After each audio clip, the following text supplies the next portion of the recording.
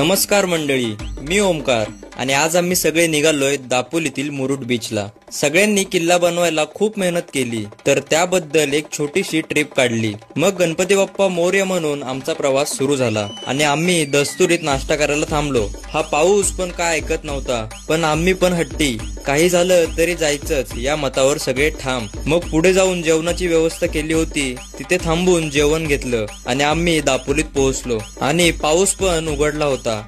हे दापोलीचे ST stand आणि हे शिवछत्रपतींचं सुंदर असं स्मारक दापोलीमध्ये आहे। मग आम्ही एका स्टोअर मध्ये जेवणाच्या डिश आणि पाणी घेतलं आणि मुरुड बीच कडे मार्गस्थ झालो। आमचं नशीब पण एकदम टॉपला होतं।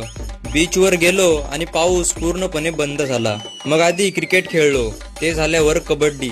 सगळे फुल एन्जॉय करत होते आणि हा बघा, वाळू माफियाचा बिझनेस करायला रेती गोळा करतोय आणि कबड्डीचे सामने तर एकदम जोरातच सुरू होते। प्रो कबड्डी पण फेल आहे यांच्या पुढे। मग कबड्डी खेळून झाल्यावर गोळाफेक सुरू झाला आणि मी काही बोलणार नाही, कारण ह्यांच्या पुढे माझे शब्द पण लाजतील। फक्त बघा आता, कोण कोणाला मारतंय तेच समजत नव्हतं। माझं फक्त बघायचं काम चालू होतं। कोणाला काय बोललो असतो तर माझ्यावर पण गोळाफेक झाला असता।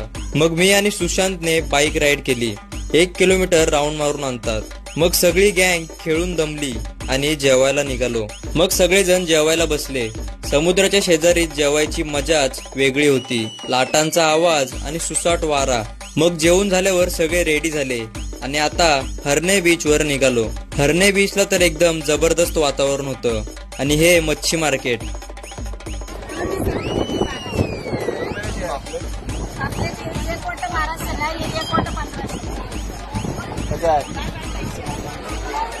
आम्ही काही घेतलं तर नाही, फक्त किमती ऐकून आलो।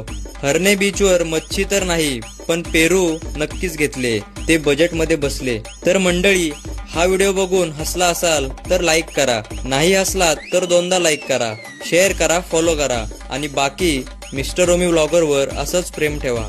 धन्यवाद।